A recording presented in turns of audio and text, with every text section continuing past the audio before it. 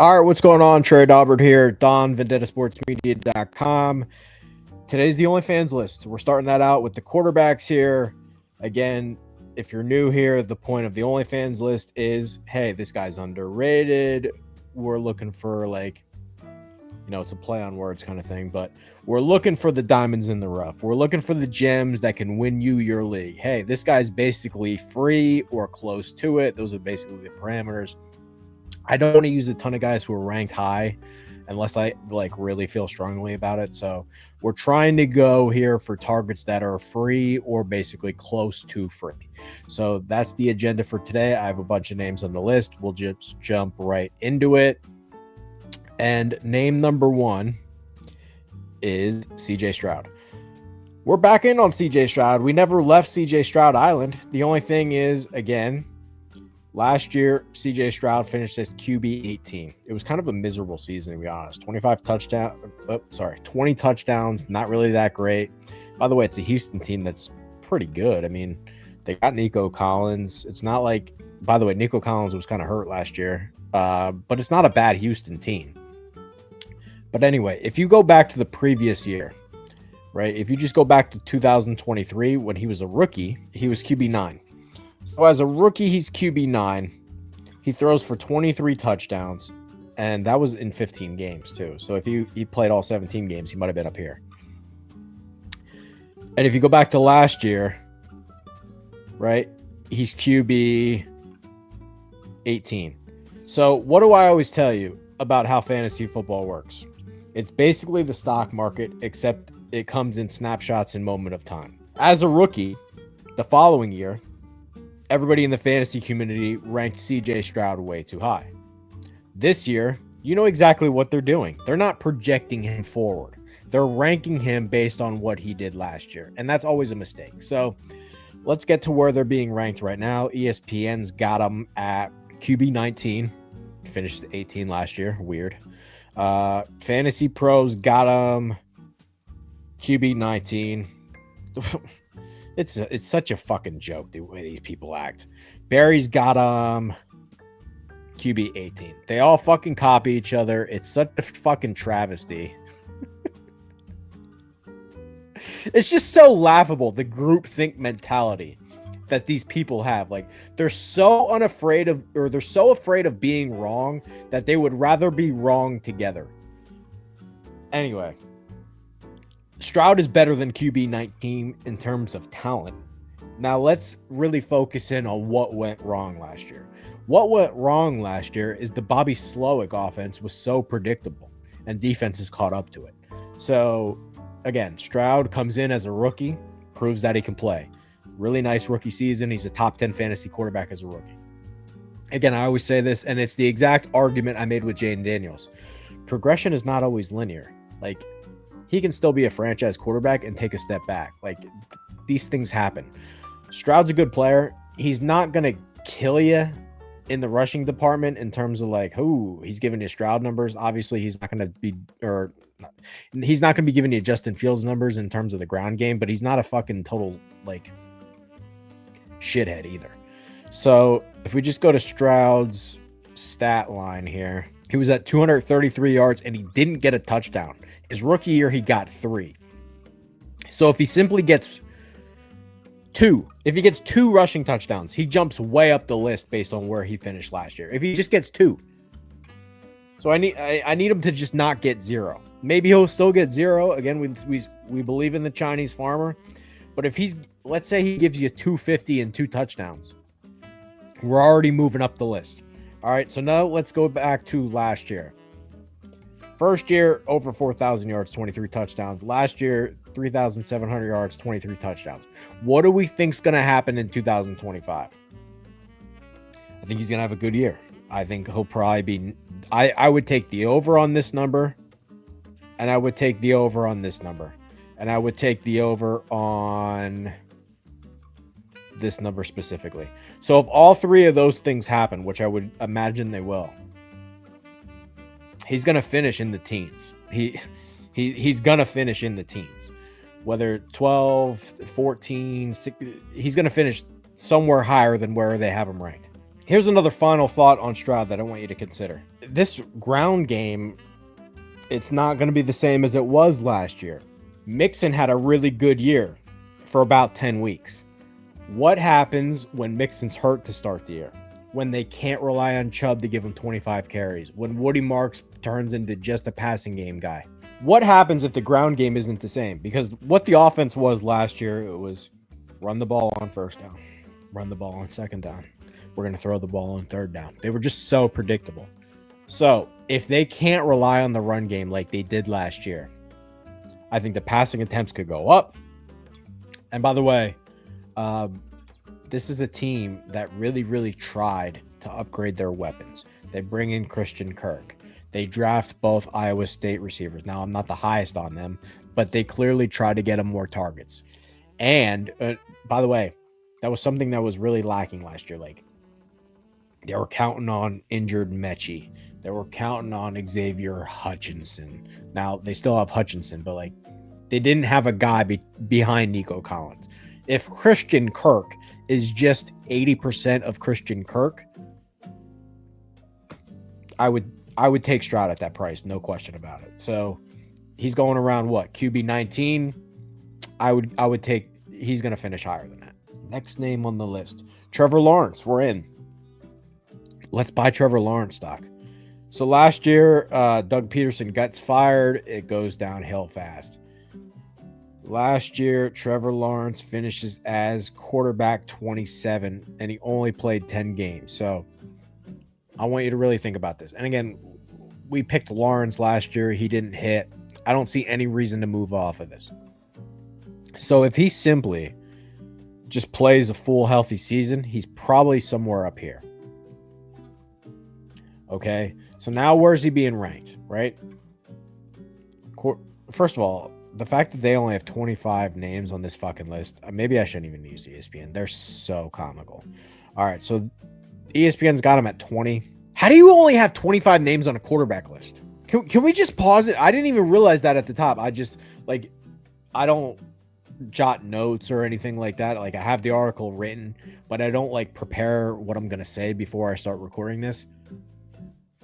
How the fuck do you how do you actually, as a multi-million-dollar company, put out a fantasy football list and only put down 25 quarterbacks on the list when there's 32 teams? That's fucking embarrassing.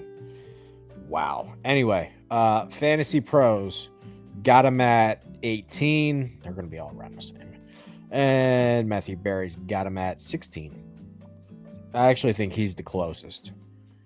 Wouldn't normally say that about Barry, but so in comes Liam Cohen. All right, and we just talked about Stroud, how it's not progression is always linear, comes down in year 2, he'll probably go back up in year 3. All right, so now let's just talk about what Liam Cohen did for fucking Baker last year, which I went over in the cheese list video. Under Cohen, calling the plays for Baker, 4,500 yards, 41 touchdowns. Now, I'm not telling you that Trevor Lawrence is going to throw 40 fucking touchdowns. I'm not saying it's impossible. Last year, that number was at 11. His career high is 25. I'd be shocked if he didn't hit 30. You want to say I'm crazy? Now, I got to knock on some wood here. He's got to stay healthy. Right? He's got to be on the fucking field. He's got to stay healthy, which hasn't or wasn't the case last year. But by the way, his rushing stuff, he's way better than a 0. He's even above CJ Stroud in the rushing category. This is someone you can actually bank on real rushing production. So if he simply gets back to the guy he was the year before, 339 yards and 4 touchdowns, if he gives you that, he's gonna be way higher on that list. Here's another thing I think we're not really talking about in terms of all this stuff. They just drafted Travis Hunter. Now, I understand that him playing defense and him playing offense and him being a two-way player has people in a loop and they don't really know what to do with it. That's fine. I'm not telling you have to have a firm opinion on Travis Hunter. What I'm simply telling you is he's going to fucking help. He's going to help a lot more than what they had last year. And by the way, what they had last year was something called Brian Thomas as a rookie. Brian Thomas should keep getting better. I don't see a reason why Brian Thomas is going anywhere. Like, even if he doesn't take a massive leap from what he was as a rookie, he's not going anywhere. So not only do I have year 2 Brian Thomas, I'm now adding Travis Hunter into this offense. I'm now adding a more seasoned Brenton Strange into this offense, which I think they have a real tight end now. Not to say that Evan Ingram wasn't, but he can't block. So again, a lot of the problems were Doug Peterson last year. His teams just aren't tough. And when you lose the battle at the line of scrimmage, you're not going to put up fantasy points. So again, I'm not telling you Liam Cohen's going to be a Bill Belichick Hall of Fame level head coach. What I'm simply telling you is I think this offense is going to be way better than it was last year. As long as Trevor Lawrence is healthy, he'll kill that spot. I would put him in the teens, somewhere in the... Honestly, if he's a top 10 fantasy quarterback, I wouldn't be surprised. That's probably his best case scenario, but you're going to get your money's worth on that one. Especially again, if you play in a super flex league and you're a grown ass man, or this is not a one quarterback league video. Like, if you play in a one quarterback league, please exit the video. You're not worth my time. Next name on the list, Cam Ward. That's right. We're going Cam Ward. All right. So on ESPN, they got him 23. By the way, they only have 25 names on the fucking list. Fantasy Pros got him at quarterback 26. Okay. And Matthew Berry's got him 25. I think he's going to smash that. Not by maybe an overwhelming margin, but I think he's going to smash that, and I'm going to tell you why. For starters, this is the Brian Callahan system. So when I say that, I mean it like this. They are the Zach Taylor team. And what I mean by that is they're going to be in shotgun. They're constantly going to play the game like it's a 2-minute drill. They're always going to be trailing, getting in shootouts. This is going to be Cam Ward at Miami 2.0. Anybody that watched the Miami Hurricanes last year, you know he had to score on every possession because his defense was going to give up a touchdown on every possession. That's fantasy points. We're talking about a guy who led college, or who is the all-time leader in touchdown passes at the college level. We're talking about a guy who it should be ready to play. This isn't somebody who came out as a redshirt sophomore and only has a handful of starts under his belt. This is a guy who made a lot of starts at Incarnate Word, made a lot of starts at Washington State, made a lot of starts at Miami. This is a guy who's been playing and has experience. This isn't some raw prospect. And it's also a guy who knows how to utilize arm angles, has good arm talent in terms of getting the ball down the field. This isn't a guy who has a noodle arm and only relies on accuracy. I've been in on Cam Ward for a long time. If you read my draft notes, you already know that. But what I'm simply saying is, if you're in a 2-quarterback league and it looks like right now, based on the price, let's say you're in a 10-team league, a 12-team league, whatever it is, it looks like you can get Cam Ward as your 3rd quarterback. I would do that every fucking time. That's actually what I have. You know what? Since we're on this topic, I don't normally show my team, but I guess I'll do that since it kind of gives you an illustration on maybe what you can kind of expect. So, all right. Yeah, I just got my team pulled up. My team isn't finalized yet. We still have to do roster cuts. I got to get down to 18 before the season starts. We draft the week before the NFL draft. So I drafted this team a long time ago. And again, it's a 2-round rookie draft. So he was one of my rookie picks. He was one of my rookie picks. So if the salaries seem off, that's why. But anyway, he was my 2nd-round pick last year, so I have him for $4.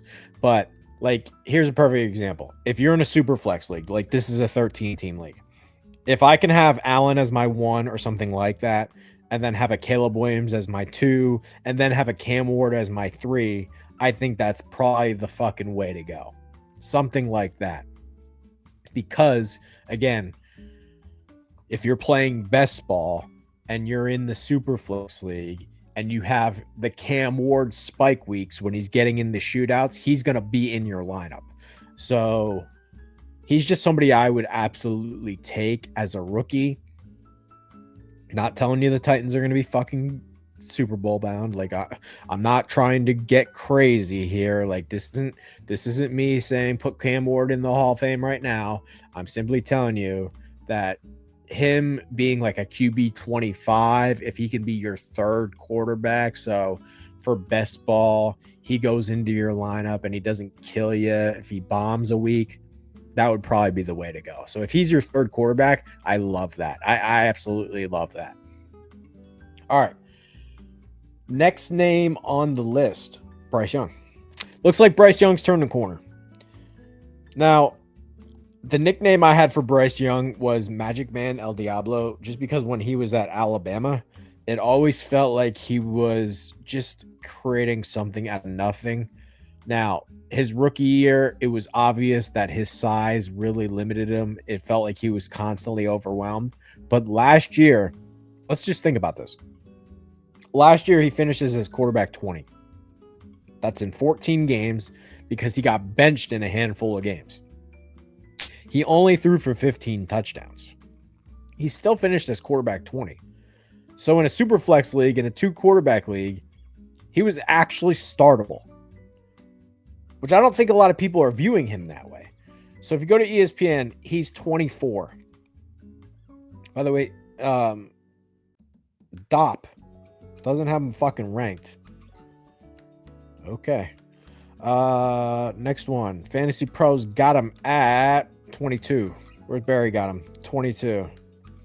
I would be a little bit higher than that. I'm not telling you that he's going to outright win you your league. What I'm telling you is I think you'll probably get some decent numbers out of Bryce Young, and I wouldn't be surprised at all if he is... All right, so let's just go over his stats. Last year, 15 touchdowns, and the rushing department is not a zero. He had 6 rushing touchdowns last year.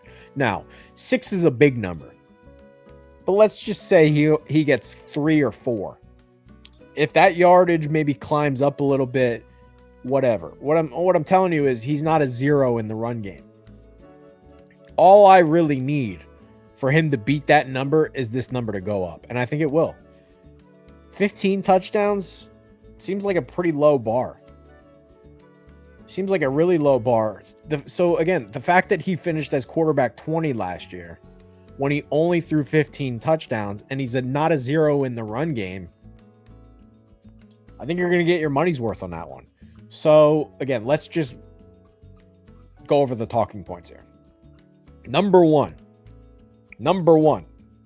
they just drafted McMillan, and he's a motherfucker. I think he was easily the best receiver in the draft. He was the first receiver in the draft, picked for a reason. He catches everything, dude.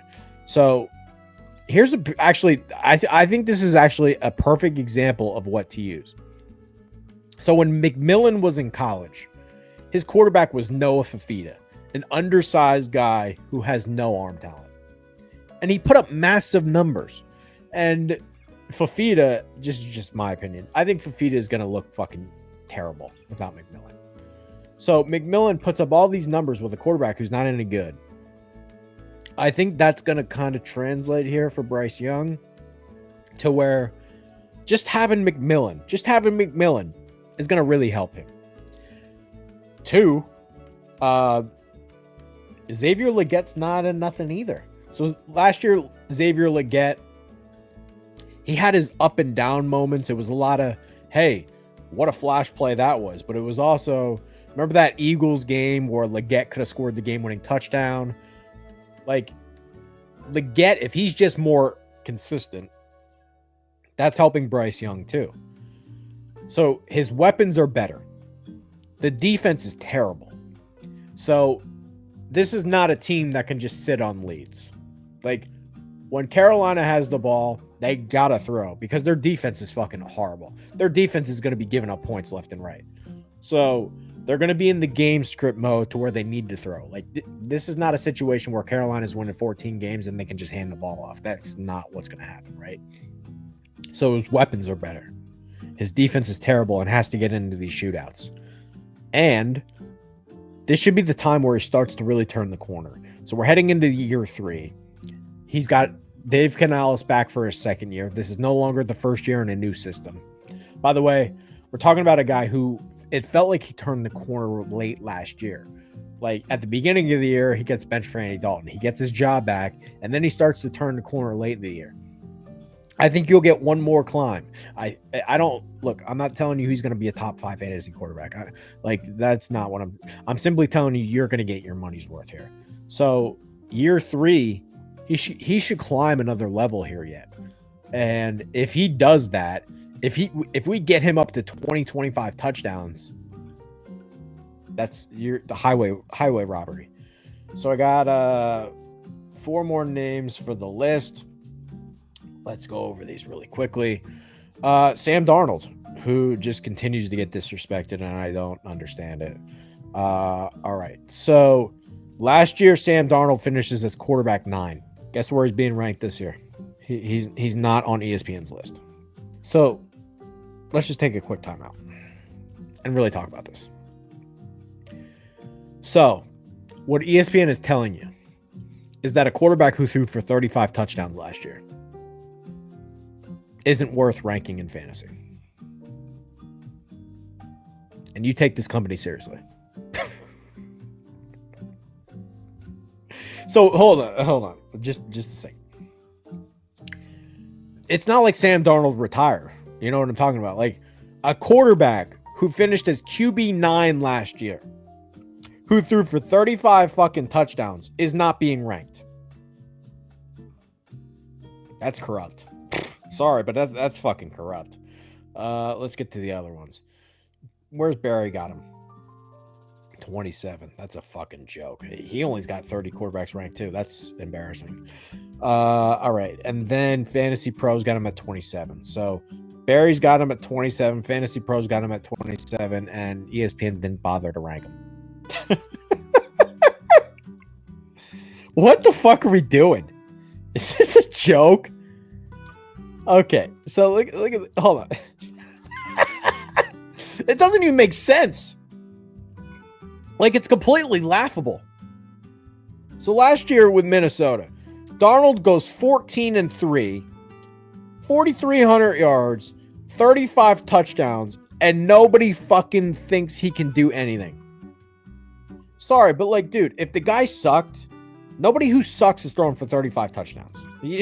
Like, nobody who flat out can't play is throwing for 35 touchdowns. By the way, he's at almost 8 yards an attempt. Okay. So I already know what you're saying. You're going to say, Trey, that was an outlier season. He won't do that again. He doesn't have Kevin O'Connell anymore.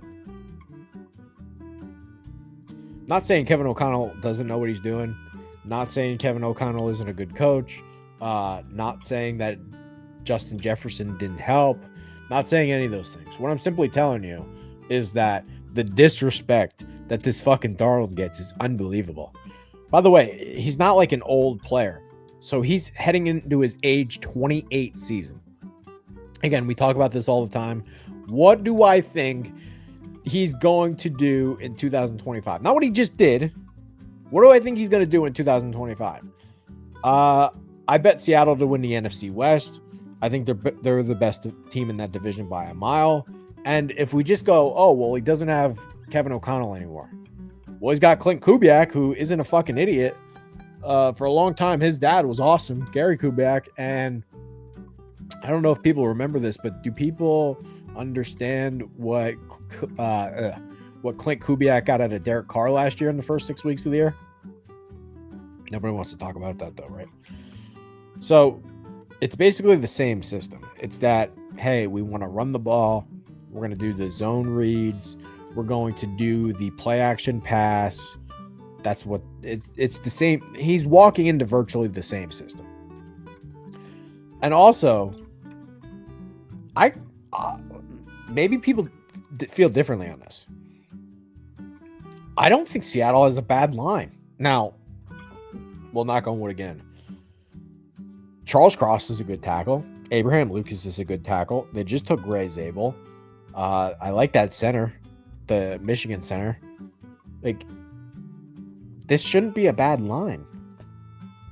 So, also, he's got Kenneth Walker to lean on in the backfield. Also, who's to say Cooper Kupp can't have a revenge tour season? Smith and Jigba's still there. They drafted Torrey Horton. They bring in Elijah Arroyo, who I love. Okay, let's say he doesn't throw for 35 touchdowns again. You're telling me he can't do 25? If he throws for 25 touchdowns, he's going to smash where he's being ranked, which ESPN didn't even bother to rank him, which is... Anyway. Completely fucking laughable. Just completely fucking laughable. Take the under on that QB 27. That's ridiculous. So, dude, like, he finished his quarterback 9 last year. And by the way, like, okay, yeah, the Vikings have Jefferson. And Addison's good too. I wouldn't say, like, the Vikings have this superior fucking supporting cast that isn't the case in Seattle. Like, okay, I'm not saying Kevin O'Connell doesn't know what he's doing. But in Seattle, I got a B-level offensive line. I got better running backs. I got Cooper Kupp, Smith and Jigba, Torrey Horton, Arroyo at tight end. And you're telling me he's not worth being ranked? Got it. Okay. You keep sleeping on Darnold. Next. I can't believe I'm saying this, but I'm saying it. We're doing Aaron Rodgers. So last year, he finished as his quarterback 15 and threw for 28 touchdowns on a situation where he didn't have a head coach, where he was basically the head coach. Remember, they started the season with Hackett. Then they removed the play calling duties from Hackett. Then they fire Robert Saleh. Then they don't have a real head coach, and the season goes to hell. We remember this, right? Okay, so where's he being ranked this year? So keep in mind, he finished as quarterback 15 with the fucking Jets. Where's he being ranked this year? ESPN didn't bother to rank him. And then Fantasy Pros got him at 28. Matthew Berry's got him at 28. That's ridiculous. It's ridiculous. And look, I understand that he's not giving you anything in terms of rushing. He's not giving you anything in terms of rushing. But here's what I know about Rodgers. When he's pissed off, that's the perfect time to buy him. And right now, he's pissed off. So again, let's just talk about some of these touchdown numbers. 28, 26, 37, 48, 26, 25. He only played 7 games that year. 16.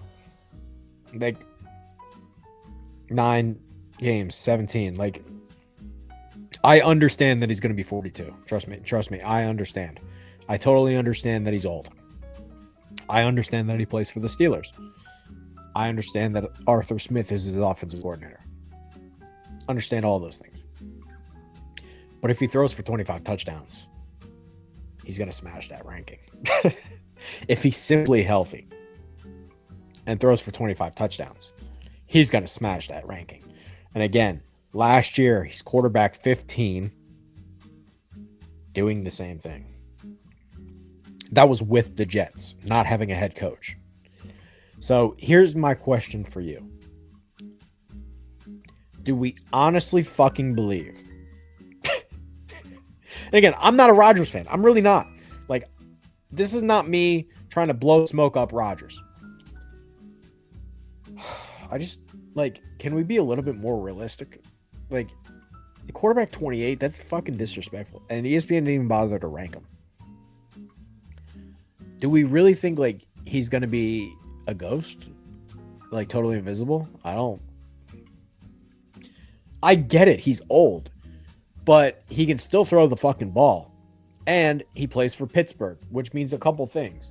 Number one, he doesn't have to carry the team. This is a run first, play defense team. If he simply executes his opportunities, he's going to smash quarterback 28. Smash it. Like, do we understand who's being ranked around that area? Like, do we get that? So on Matthew Berry's list, the only quarterbacks he's got below him, and then he cuts off his list, is Anthony Richardson and Daniel Jones. On the Fantasy Pros list, below Rodgers is Daniel Jones, Russell Wilson, Anthony Richardson, Joe Flacco. So what they're basically telling you is that outside of the quarterbacks who they fear are going to get benched right away, that's where they would put Rodgers. I'm not telling you to fucking go ham on Aaron Rodgers, but like if he's free and you're in a super flex league and he's going to cost nothing, well, why wouldn't you put him on your team? Now in my league, he went for like $15, which I actually think is still cheap. I just didn't have the space for him. But like,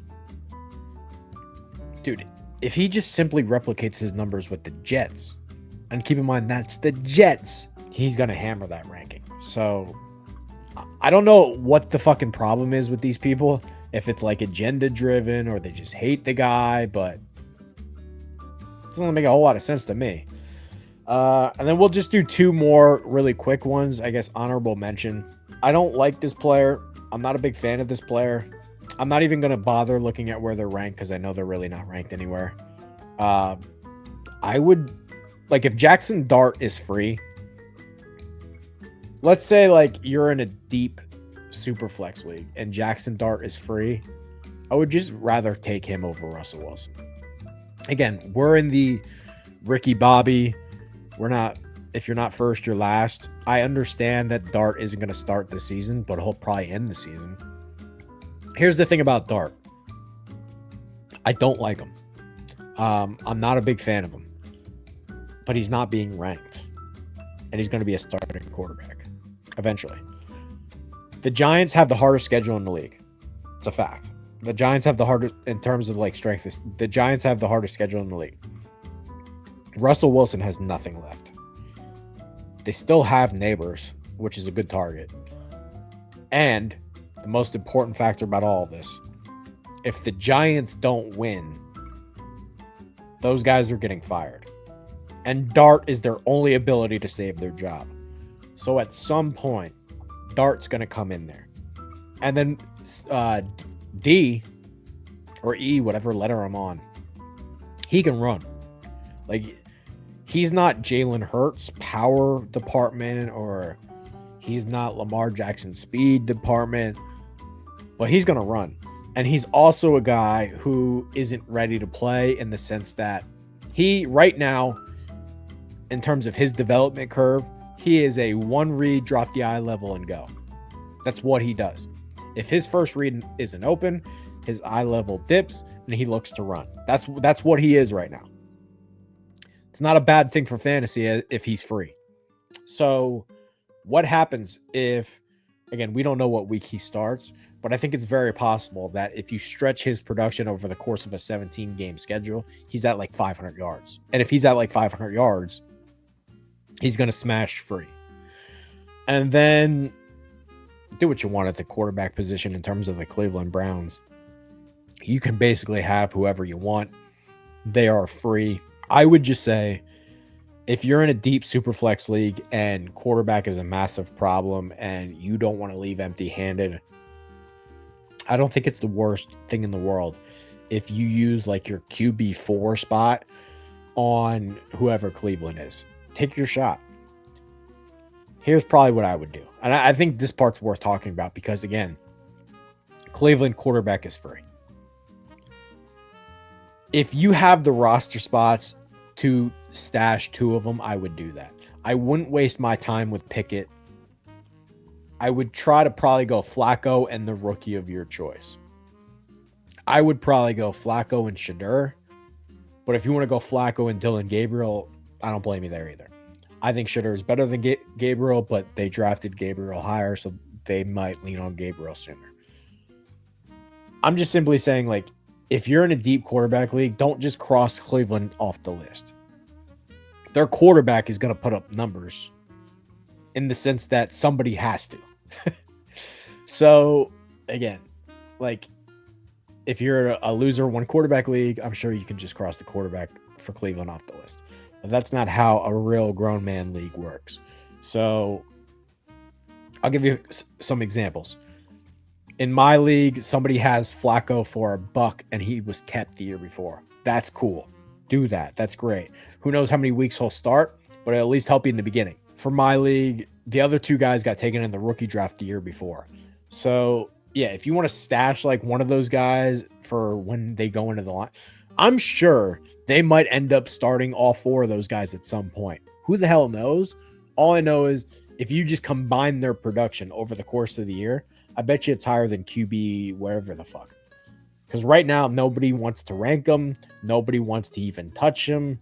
That's not the correct approach. The correct approach is they're all usable. It's a matter of when. So that's the way that I would play it. Feel free to comment if you got any comments, questions, or concerns. That's the OnlyFans list. I got 3 more of these to do, and the Matthew Berry challenge will still continue. So anyway, thank you guys for watching, and peace out, Girl Scout.